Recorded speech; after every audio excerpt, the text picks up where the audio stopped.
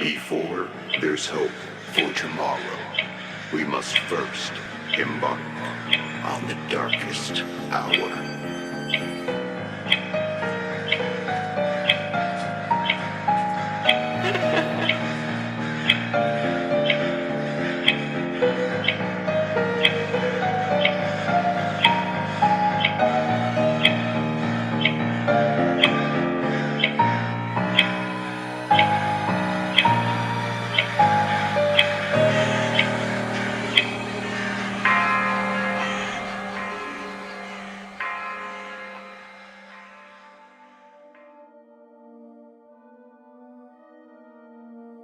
Good evening, everyone, and welcome to a very special Halloween edition of The Darkest Hour. I'm your host, Amanda Jane. The essence of Halloween has become an ironic display of humans' adaptations to fear. The internal alarm that was vital in our survival as a species has been dulled. Entangled with our evolution is the technology that we've birthed.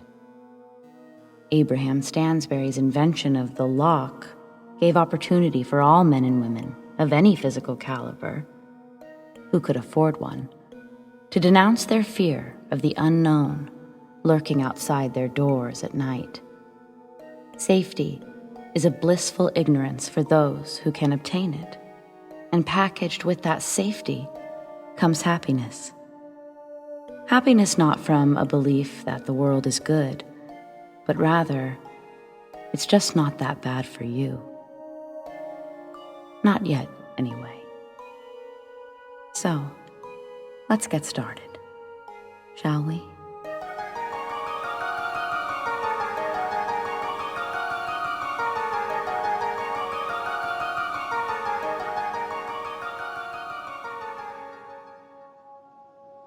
In 2005, I was about 9 or 10. My little brother was around 5, or whatever age you are in kindergarten. And it was Halloween time. It wasn't actual Halloween. I recall that being a few days later, and for reasons you'll likely understand, we avoided the street where this story took place. My brother and I would walk down this street almost every day. It was just one street over from our own, and the neighborhood led to our school. This was the first year that my brother was in school, so my parents would have me walk to and from school with him on the days they didn't drive us. This was and remains to be a safe, quiet neighborhood in Delaware, which is also a relatively quiet state. We were on our way to school, and we'd left early so that we could stop at the donut shop before getting to school. It was still a bit darker outside as the sun hadn't fully risen yet. As we passed down the familiar streets, we were admiring the Halloween decorations. We couldn't wait to wear our costumes. This year I was Princess Leia and my brother was going to be a tiny Darth Vader. And we really couldn't wait to eat ourselves practically sick on candy. This was something that we weren't usually allowed to have.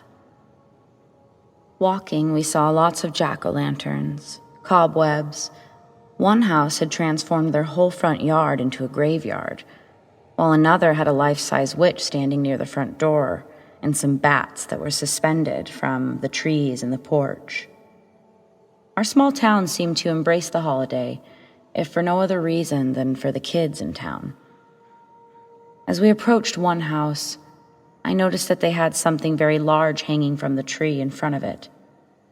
It looked like maybe a mummy, but it was very unsettling. My family was pretty straight-laced, if you will, rather sheltered and Quaker-esque. We weren't allowed to use fake blood or gore in our costumes, no weapons, and we couldn't watch scary movies, that kind of thing. So I wasn't really sure what I was seeing hanging, but it did scare me. My little brother, too. He asked me what it was, but his voice was cracking. Then he told me that he didn't want to go past the scary lady. I had to assume that he meant whatever was hanging in that tree, and I actually agreed with him. Whatever was over there looked scary. It wasn't well lit like the other scary houses. and there didn't appear to be any other decorations on or near the house. Taking his hand, I told my little brother to follow me across the street. As we reached the other side, we kept walking, but I turned my head and tried to see if I could get a better look, now that I felt safer across the street. I guess it did look like a woman, at least a person with long hair. Cars were passing by, and now other people were walking the streets, so I studied their reactions. Most people seemed to be impressed as they walked by the houses, as we were. No cars seemed to be stopping. So I decided that it was just a really good, really scary decoration. Still, I hurried our walk to the donut shop. After eating our donuts and milk, we headed to the school, where we lived out a relatively normal day. Some of the other kids passed the same house. We all talked about the hanging, scary woman, while some kids said man or ghost. Either way, we all agreed that it was super scary, and I heard some kids daring each other to trick-or-treat there on Halloween. It wasn't until after school that I realized something was wrong. I grabbed my little brother and we started our walk home, but our parents were outside waiting for us. Some friends that had been with me declined a ride home, and so we got into our car. Our parents were very quiet, and instead of asking us about our day like they normally would, they were just silent. Typically, we would play the rose and thorn game, if you've ever heard of it. If you haven't, it's essentially where you talk about the best part of your day and the worst part of your day. After so much quiet, I asked my parents why they picked us up today. That wasn't today a walking day? My dad said that we would talk about it more when we got home, and then he started to ask about our day. So we started at the top of our days. I can't recall what my rose or thorn was, but I know I hadn't really thought about the house or the woman in the tree until my brother used it as his thorn, saying that he didn't like the house with the scary lady outside. I agreed. But I also felt safe with my parents, so I asked if we could drive down the street, mainly wanting to show them the house with the graveyard.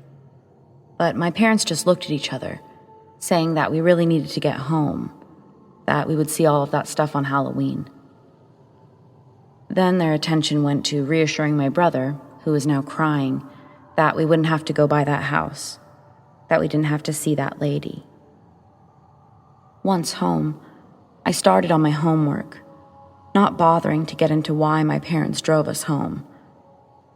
I didn't think about it until dinner, when the news was on. I had just finished setting the table and went to go watch TV while I waited for dinner. I was going to change the channel, but I saw breaking news flash across the local TV station. Breaking news in our small town. I'd never seen it. The news story began by stating that a woman who had apparently committed suicide was mistaken for a Halloween decoration.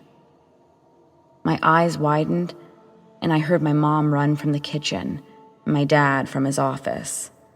They sat down next to me, asking that I not tell my brother about the news I'd just heard. I shook my head, acknowledging their request, but then I asked them, "Was this why you picked us up today? Was there really a woman in that tree?"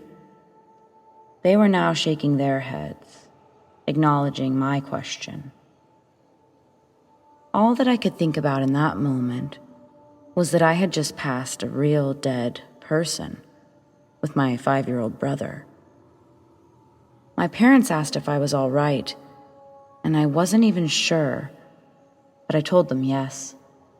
They hugged me, telling me that they were sure that it was scary for us, telling me not to worry about the woman and that the police and everyone else had taken care of her. I wasn't sure what suicide meant, and I didn't ask. But naturally, as I got older, I put the pieces together. My little brother, he doesn't recall the experience, at least not the same way that I do.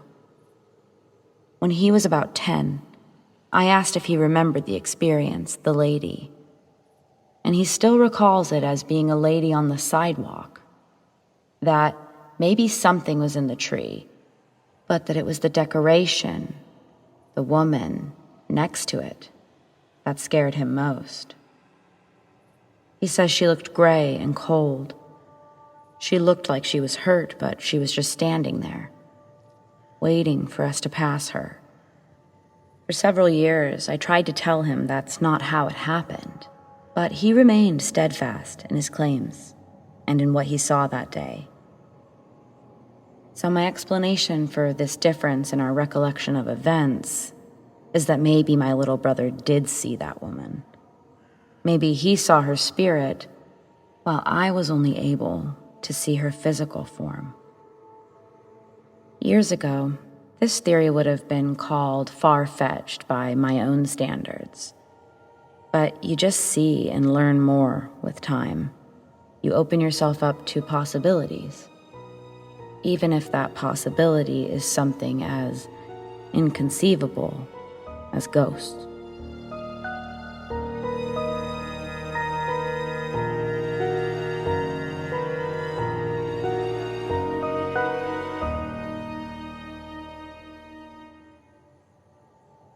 Last year, it was my turn to take the kids trick-or-treating. My wife and I would trade back and forth every year. At this time, my son and daughter were 7 and 9, and usually, I would stay on the street while my kids would go up to the various houses to collect candy. After about a half an hour of walking around, we came to one of the more popular hotspots for candy collecting, a main street in the neighborhood. The one with the big candy bars, lots of really cool decorations, and animatronics on people's lawns. So naturally, I became a bit distracted and stopped watching my kids super closely. At one point, they came back from a house accompanied by another girl about the same height as my daughter. She was wearing a weird homemade mask, like a cardboard cutout or something. My daughter asked if she could trick-or-treat with us, so I said sure, and we carried on together as a group. I didn't know who this girl was, but I figured she was a friend from school. As we continued, I started to notice a large man trailing behind us. He was wearing some sort of angry cat mask. It was rather creepy, to be honest. I thought that he must be the father of the girl, so I tried to start some small chat with him as he got closer to me. I said something like, "Nice weather, eh?" But he didn't respond. He just stood there, staring at me. While our kids went up the stairs to the next house, he did the same thing, stood there, staring at me. I tried again, asking, "Hey, is that your daughter?" He nodded, but didn't say anything. I figured he just wasn't in the mood for chatting, so I stopped trying. We carried on for about another 15 minutes, until suddenly my kids came up to me and said that they wanted to go home. This surprised me as we hadn't been out for very long, and their bags were only about a third full. In any case, I agreed, waved goodbye at the man in the cat mask and his daughter, and started on our way home. The weird thing is that when I glanced back, the man and his daughter were just standing there, staring at us. I checked one more time as we turned the corner, and they were still standing there, not having moved at all. At this point, I decided to ask my kids, "So, who was that girl?" My daughter looked up at me with a confused look on her face. "She's your friend," my daughter replied. I asked her what she meant. Apparently, the girl with the cardboard mask approached them and said that she was a friend of mine. She told my daughter she was too shy to ask me if she could join us for trick-or-treating, and she wanted my daughter to ask instead. I laughed at this story, and I replied to my daughter, Why would you think she was a friend of mine? I don't have any children friends. What my daughter said next chilled my bones. According to her, when the girl with the cardboard mask approached them for the first time, she wasn't wearing the mask, so they were able to see her face. As it turns out, she wasn't a girl at all, but an older woman around my age with wrinkles on her face. What's even more disturbing, the old woman had started to steal treats from my daughter's bag, apparently when I wasn't looking. This is why they had asked to go home. The old woman was creeping them out, and they just wanted to get away from her. I brought my kids home and I told my wife what happened. We made sure to check through all of their candy, but didn't find anything suspicious or off. We didn't call the police or anything since nothing really happened. But thinking back, I kind of regret that decision now. What the heck was that old woman doing? And who the hell was the man that was following us around? I don't think I'll ever know. I just think it's sick that there's people out there on Halloween, hiding behind masks, pretending to be children. The sickest part probably being their intentions. You don't slide on a mask to deceive children and steal their candy if you have good intentions. That's for sure.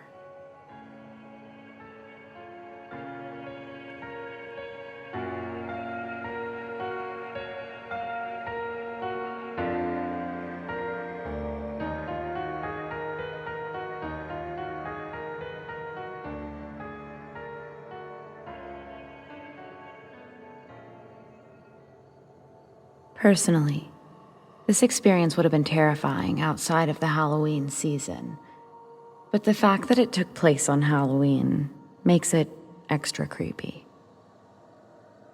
Back in 2015, I had just finished school at DACAD, Delaware College for Art and Design. I'd been studying photography and interior design for the last 3 years. With school being over and done with, I'd decided to finish out the year in Wilmington. Throughout the last few years, I made a decent name for myself as a local wedding photographer. Because of this, I had jobs lined up through the beginning of December, and I was looking forward to seeing where those would take me. I was originally from Maryland, and though it was a fine place to live, I wasn't exactly eager to go back to my hometown. For being a relatively small area, there were a surprising amount of wedding venues and weddings that took place in Delaware. But also, Wilmington is pretty close to Philadelphia and Jersey. That's just one thing that I find special about the East Coast. When states are much smaller, closer together, it can make for a lot of opportunity in less time. The job also served as the perfect way to explore all of these cities. Since I hadn't been photographing weddings in a totally regimented way so early on, each shoot was truly a new experience, not just the couple themselves, but the space as well. So many gardens and parks and waterfronts, theaters, and of course, mansions. Lots of mansions, specifically very old ones, often referred to more like estates as they are that large. Lots of history that has been restored or preserved. Lots of amazing potential for weddings and for photos. Visiting new places, beautiful places in this light. The light of love. It was perfect. I was always getting to see these spaces at their absolute best. Weddings are so amazing in that, from the people in them to the things surrounding them, they are literally filled with love. Beautiful efforts poured into the decor, the small touches and the little details. They are all labors of love. They serve the purpose of trying to match externally the happiness and warmth that this couple feels internally. The space is a reflection of how they feel inside, and I see that always. Nothing goes unnoticed at a wedding. At least not by most guests, and certainly not by the photographer. I was rather excited for October. I had booked a Halloween wedding, and it was one at a new venue, Bellevue Hall. I'd been the photographer at one of the bridesmaids' weddings, and she'd recommended me for this one as a result. A week before the wedding, the bride asked if I wouldn't mind also being present at the rehearsal. She said she would feel better if she could test the makeup that she was using before the wedding. No big deal. We all headed there together, the close family, wedding party, and me. We met the minister and the owner of the grounds at the front entrance. I instantly started taking pictures, and I wandered off a bit while the owner went over his general introduction for the night. Gorgeous and large space that we had in front of us. The mansion itself was giant, but the grounds it sat on was something I'd never seen. Very much felt like a town of its own. Odd color, I thought to myself, and to this day I think back and wonder why they kept it that weird pinkish-orange color. Maybe when the cherry blossoms were in bloom, it was something exceptional. I had never been here before, which was surprising, when I realized most of the grounds was actually connected to a park. I thought I'd seen just about every park that there was to see. But it would appear not. I saw everyone begin to walk towards the entrance and took this opportunity to snap some candid shots of everyone. I slowed down and began looking through the photos. One in particular caught my eye. It looked like someone was standing in the middle of the grass, just to the left of the mansion itself. I looked in front of me to the left and could see nothing. It was, in fact, a completely empty field of grass that led to some grassy hills. Zooming in on the photo, I couldn't see any detail, really. What I thought initially looked like someone was now just a whitish-gray mark. But it was there. I went through the rest of the photos, worried that it was the camera. I checked the lens, which was fine. I brushed it off and caught up with the rest of the group. The inside was gorgeous, and I knew that it would look even more spectacular tomorrow evening. I took this opportunity to walk the entire inside of the main house, while the rest of the group continued to the ceremony room. I tried to the best of my abilities to see everything, but there was no way that I was going to see the very top floor, or even the top two for that matter. Each door or hallway leading in that direction was either locked or blocked off entirely. I found that strange, so much space just completely unused. I thought maybe they would be open when the wedding was happening, possibly included in the rental fee. There was a castle-like tower on the side of the house that I thought would make for a wonderful photo with the bride, but it didn't appear that I could get into it. The door was locked shut, and when I knocked, I got no response. I moved away from the doors and decided to keep exploring. As I started to walk away, I heard the unmistakable sound of adults laughing. At least two of them. A man and a woman. Two women. Definitely human laughter. And much closer to me than the people I had come with. I moved even closer to the door again to see if I could hear anything further, but it was silent. Silent except one loud boom. Like the sound of someone kicking the door. Not hard enough to break it, but hard enough to make a pretty loud noise. It made me jump back quite a bit, and I found myself pretty afraid.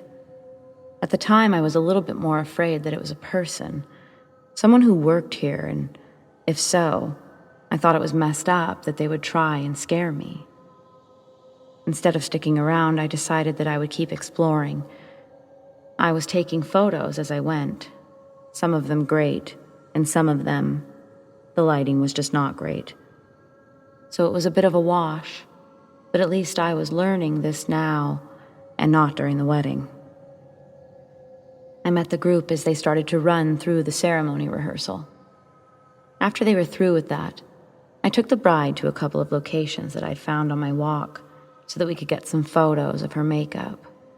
She also took me to the bridal suite, which was something else. As we walked up and down the various staircases, the bride looked at me and said, "Whoa, I swear I thought I just saw someone up there." And she pointed above us. She was pointing at the central stairs, specifically the fourth balcony, the one that I was already sure you couldn't get to. I was just about to tell her about the experience I had when she laughed. And in a joking way, she said, "Spooky." So at the time, I kept my thoughts to myself. But I did ask if she thought we'd be able to go up there tomorrow. She told me she wasn't sure, that she knows something or some of the floors are off limits or closed off for some reason. She truly didn't have anything specific for me, but said that she knew that the rest of the space was ours, including the outside. I asked if they had any guest rooms. Such a large place, you think that they would, but she said no. I thought that was strange, too. Lots of actual rooms, but people can't stay here. But the longer I stood in that place, I started to wonder if I even would stay here. It was absolutely phenomenal, don't get me wrong, but the vibes were different. We headed out for the night, and I wouldn't return until the next morning. I'd be with the bride from the moment that she set foot on the property, as well as trying to spread myself out with the rest of the wedding party in the space. The morning and afternoon we were all very busy, naturally. But after group photos and before the ceremony, I took the opportunity to walk the grounds some more, and then went on to photograph the decor, the flowers, every detail. The color scheme was very autumn-esque.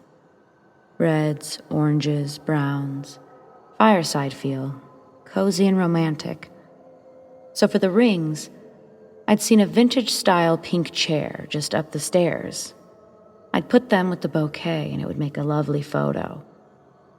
I looked at my watch and I made my way to the chair since I still had a good 20 minutes. Walking up the stairs, I heard additional footsteps.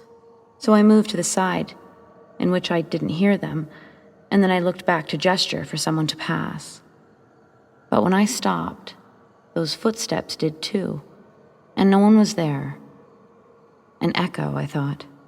And so I kept going, the footsteps following again. So I stopped, but the footsteps behind me didn't stop. Instead, it felt as if wind had moved right through me and I was struck with chills. A random gust of wind? Not likely. I did continue up the stairs, and I didn't hear any footsteps. I'd made my way to the chair and I set the rings down on it, and I went to open the curtains at the end of the hallway. Halfway to my destination, I hear the sound of metal hitting the ground, and then a rolling sound. Turning back to look, I see the rings are now on the floor. In that moment, I wanted to believe that I'd just set them down wrong. So I continued to the window and I opened the curtains. I made my way back, and the rings were fine. As I'm reaching down to pick them up, and suddenly, the light that I had let in is removed. I jolt my head in the direction of the window, spin around, and stand up. The curtains have been closed. What the actual f***? Excuse my language, but it's actually how I felt in that moment. I was suddenly feeling very uncomfortable in this space, and I started to feel like I should leave. I made my way towards the stairs and I heard the same laughter that I'd heard the day before. A man and a woman. I didn't want to stick around for another loud banging noise, so I hustled down the stairs, looking back every few moments. When I reached the bottom, I had the horrible sensation that if I looked up, I would see something. And I did.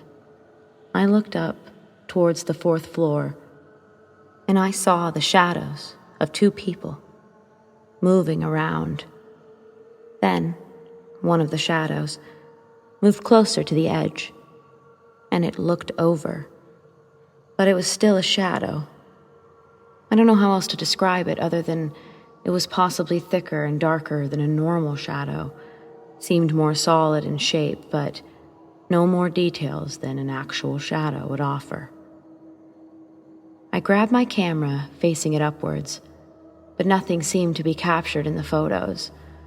When I looked away from the camera and back up towards the 4th floor, nothing. I turned and looked on the other side, but nothing there either. Whatever had been following me or messing with me had disappeared as unexplainably as it had appeared. The only other strange thing about this place was that my camera batteries were drained very quickly. It's normal to go through several of these during a wedding, but I had gone through all 5 of my rechargeable batteries by the end of the night. I still to this day go through a maximum of 3. This wasn't even the longest wedding that I've done, so this was strange at the time, and it is now too. I was so busy the remainder of the day, and most of the time in the areas that were meant to be occupied by guests. So I don't think I really had time to have any other spooky experiences. I will say, though, that I went through all of the photos after the wedding, and those initial photos that I took outside during the rehearsal, where I had seen something gray, it was no longer there. Not in any of the photos, and not just the one. I know I saw it, so I can't really explain what happened there. Bellevue Hall is more famously known for its history and for being one of the more lovely places to get married in Delaware. It's more known for that than for being haunted, but it is known for being haunted. I didn't know that when I first took the job. Not saying I wouldn't have done it, but it's definitely not the first thing that pops up when you are looking for wedding venues. It doesn't necessarily offer up that it's haunted. But this place definitely has its fair share of stories, and mine is just one of them.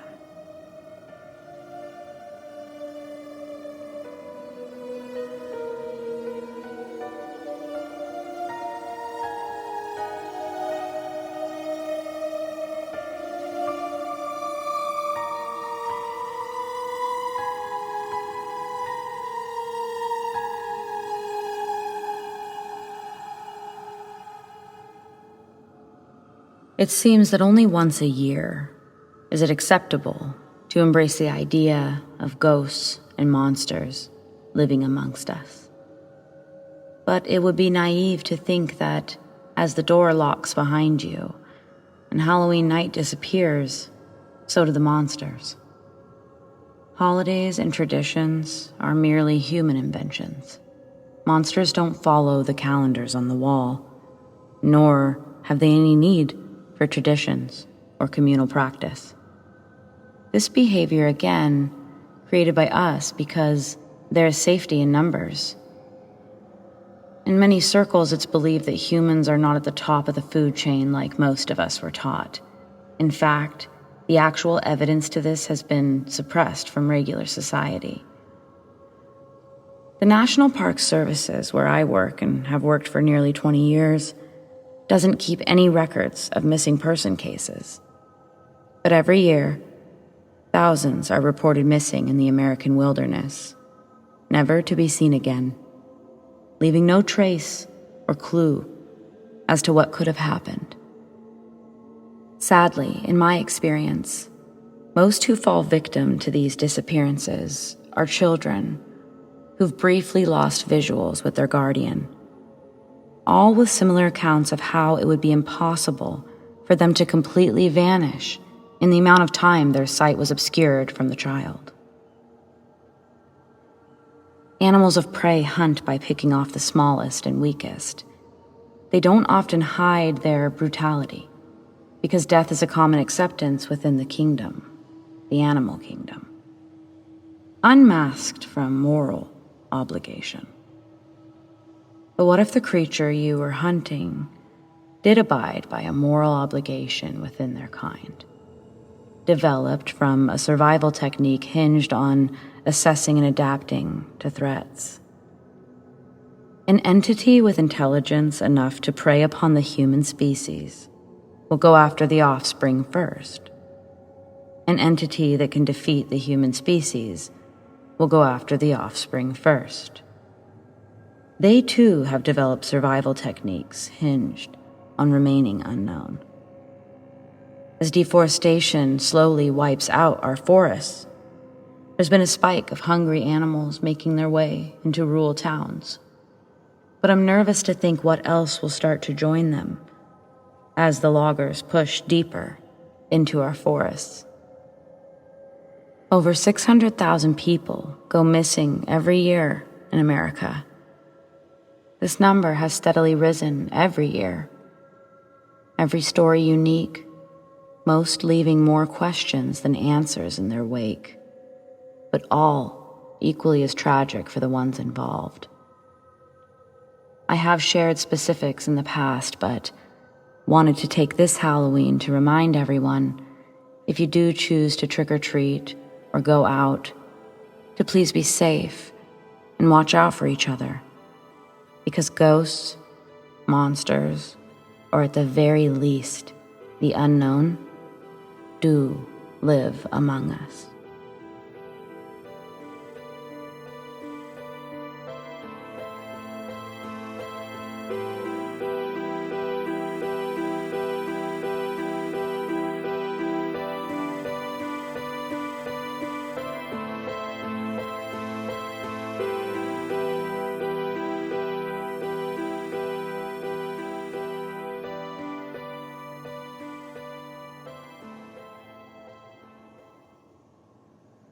This is a memory my mom has from her childhood.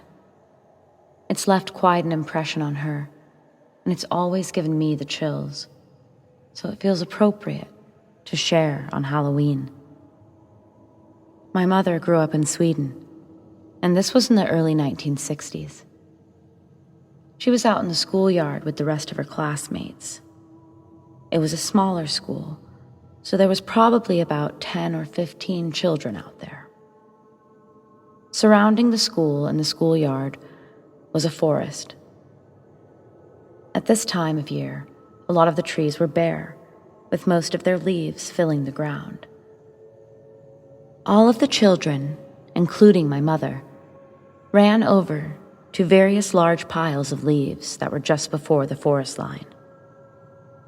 My mother described the leaves as being very tall, taller than her and her classmates. Given that they were all primary school children, I imagine them as being very large and looking giant to children. There was one pile in particular that seemed to be getting a lot of attention. My mother walked over to see what everyone was looking at.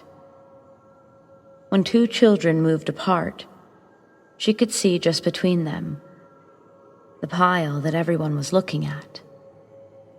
This pile was nothing like the other piles, though. Instead, my mother said that it looked as though she was peering through a classroom door. She saw desks lined up, stretching back further than the pile of leaves itself. She couldn't understand how it was possible. How did so much stuff fit inside of there? She tried to squeeze forward, which became easier as more children began to file into this pile of leaves, this classroom. She saw children grab things off of the shelves. They were real shelves, it would appear. My mother never stepped inside. She found the whole thing scary, or uneasy, as she describes it. Like when you're in a room, any room, that suddenly goes dark. She couldn't bring herself to do what some of the other kids were doing. When the teacher began calling for the students to come inside, Several of the kids refused to leave this area. They were refusing to leave this classroom. With a second and final warning call from the teacher, my mother and about half of the class had no choice but to head back inside, leaving behind the 4 additional classmates, the ones who had refused to leave the woods. It didn't take long for the teacher to begin asking questions.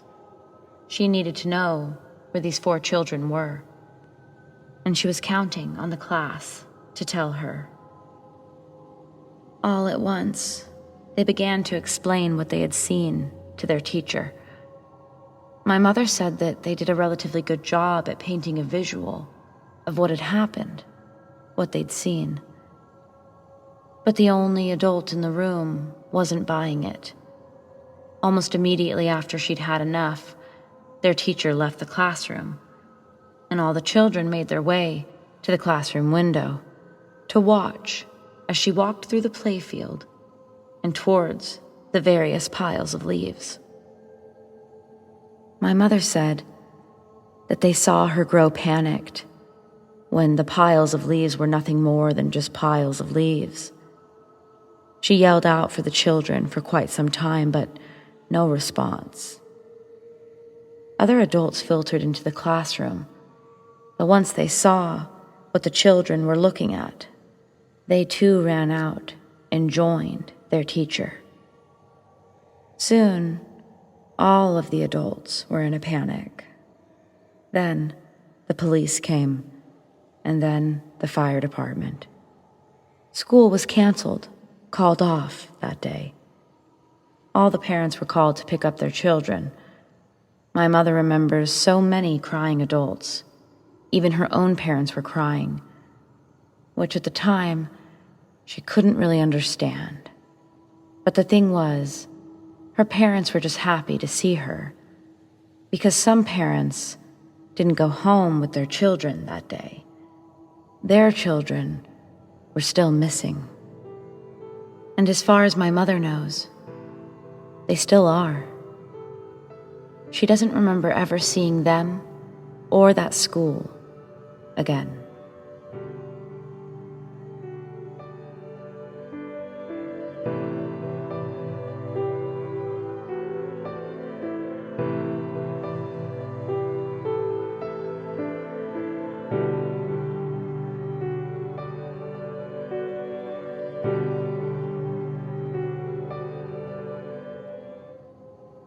Though this isn't exactly a ghost story, it is filled with some of the most frightening moments of my life.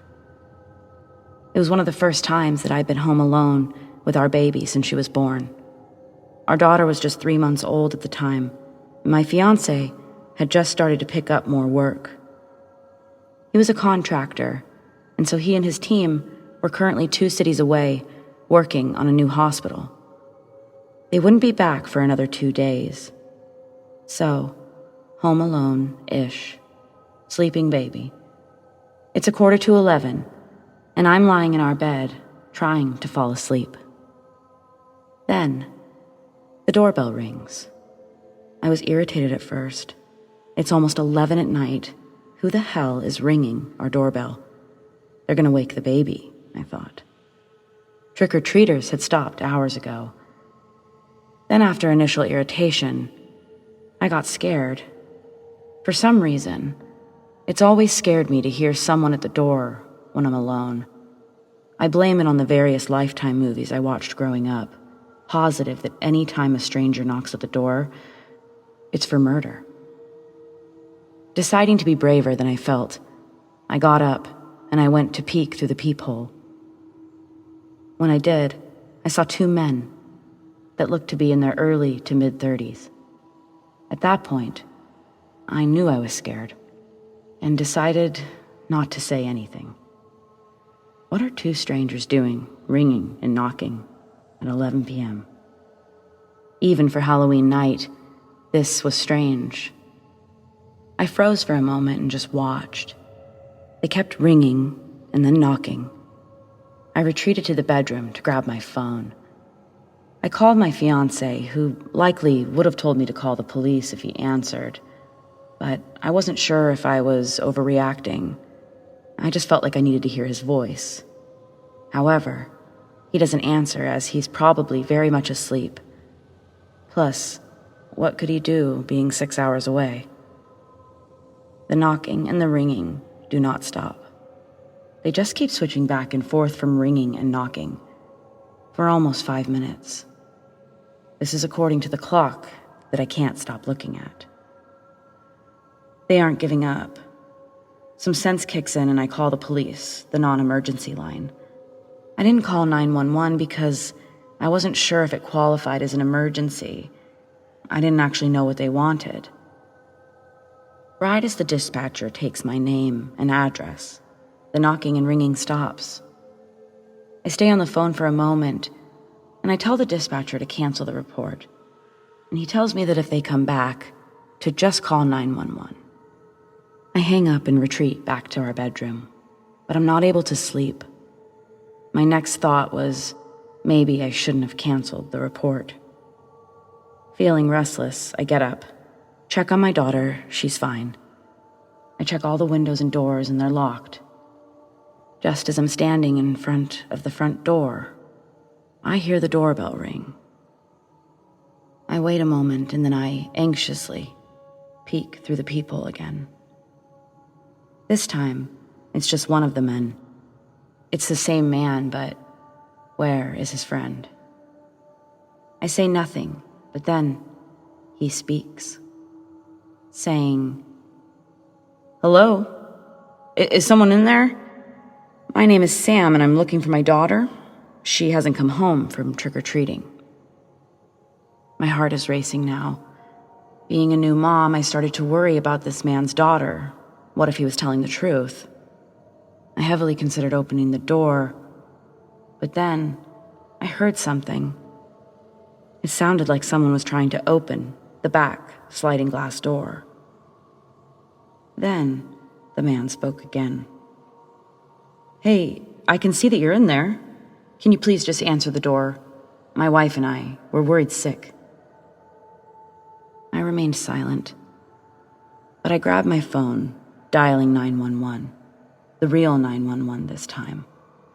I thought, regardless, it sounds like one of us needs help. I advise that I need someone to send an officer to my house, that it appears two strange men are casing the place, that I'm home alone with my baby. I'm whispering all of this from the hallway bathroom in hopes that they didn't actually know I was in here. They tell me that they're sending someone right away and not to answer the door. The woman offers to stay on the line, and so we waited. After just a moment more, knocking and ringing began again. As I entered the living room, I can hear the man speaking, but I'm not sure what he's saying.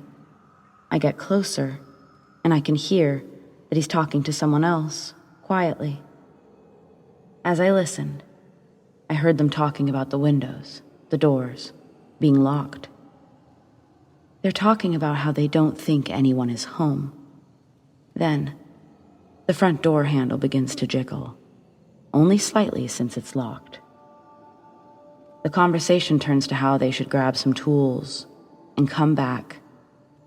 They were sure that we were out of town, since the big truck wasn't in the driveway. I became incredibly nervous. These men had actually been casing the place. And if they even knew we had a truck, they'd had their eye on our house for at least 2 days, since my fiancé had been gone for the last 2.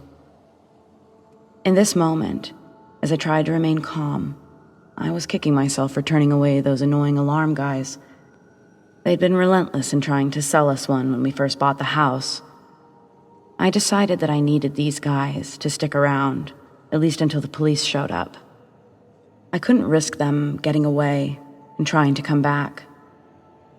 After a couple of deep breaths, I made it known that I was home. "Hi, Sam, was it? I'm so sorry I was on the phone there. You said your daughter's missing." I'd never been so scared in my life. Silence.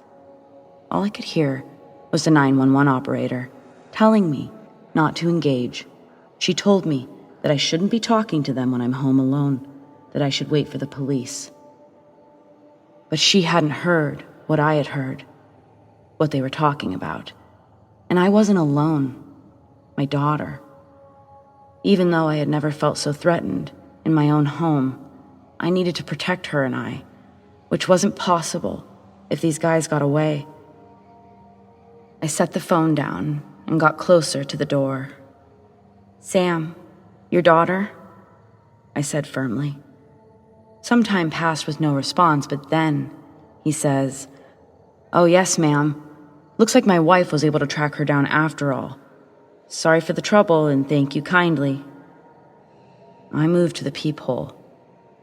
Sam wasn't moving, and his friend, who was standing next to him for one moment, disappeared. He was going in the direction to the side of our house, towards the sliding glass door. That, or he was going directly into our backyard. Just as I moved away from the peephole to run to my daughter's room, I saw light. Bright red and bright blue filled the living room, filled the whole house, and it was glorious to see. I picked up the receiver, telling the woman the police had arrived. I thanked her, probably not as much as I should have, but I did. Then I went to my daughter's room to make sure that she was still completely fine, and she was. I couldn't believe that she'd slept through all of the noise, but I was happy. I guess it was lucky for me that these men had outstanding warrants and a few petty weapons on them. It made it much easier for the police to arrest them on the spot. That night, I actually slept relatively good. I was anxious for my husband to get home, though. Anxious to get that new security system installed, too, just in case there was a next time.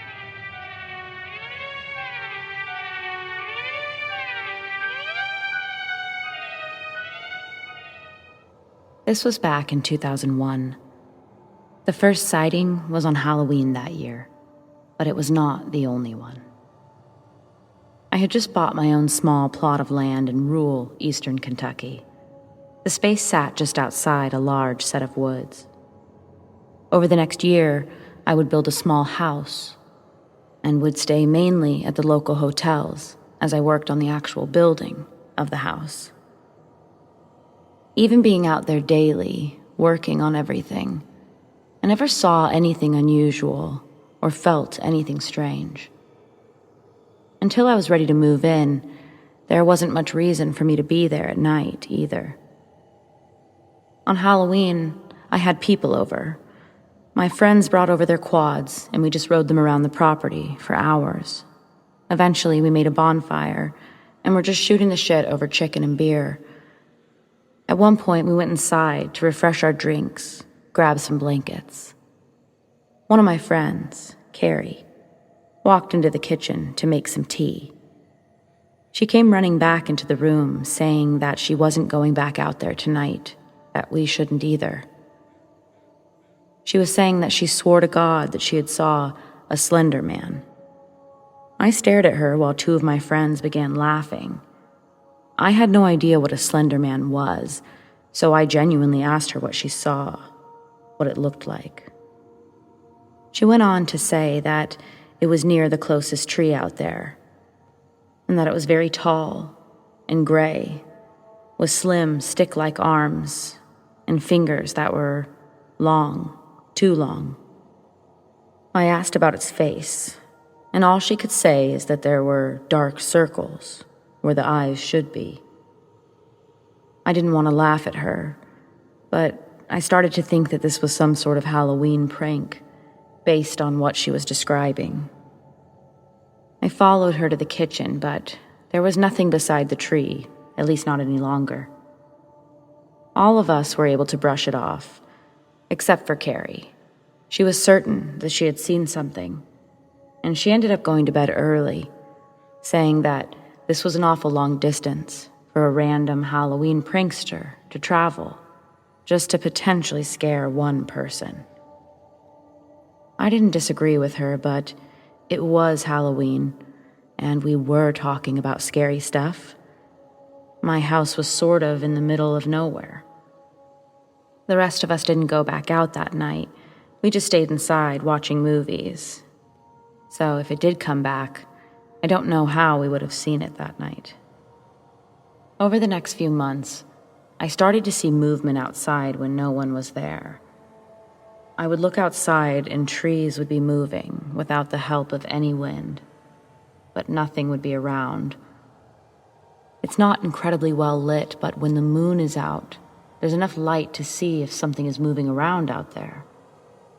I can never see into the woods at night, but I can see the trees that are a bit closer to the house, like the large oak that Carrie had seen the slender figure next to. One night, I would see it for myself. Months after Halloween had passed, a tall, thin, humanoid creature.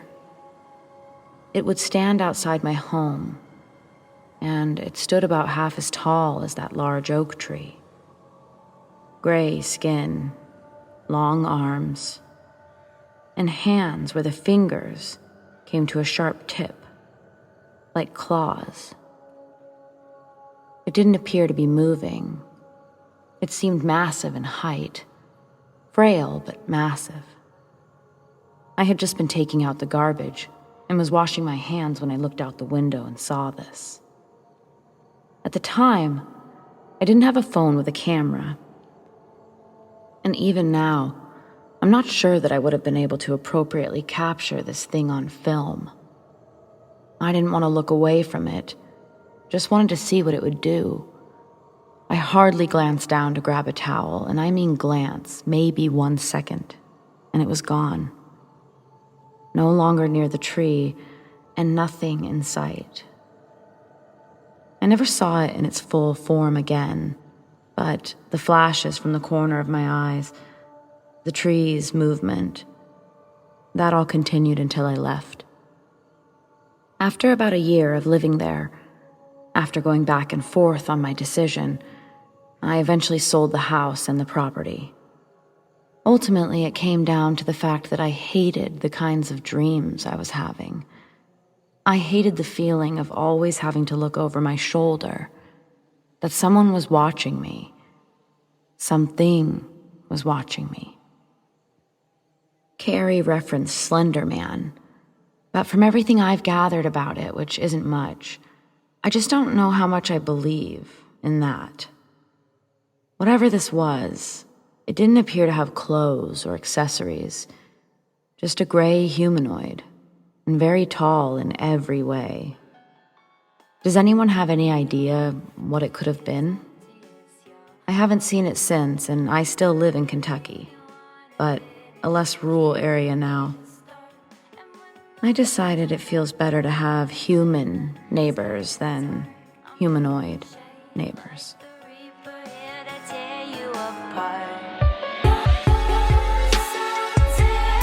Well, my very spooky friends, we've reached the end of the darkest hour. But I hope you enjoyed tonight's show, and I hope you stay safe and spooky this Halloween. Be sure to join me every Friday night at 11 p.m. for the darkest hour, only on neoretrofm.com. Do you have stories like these? I'd love to share them.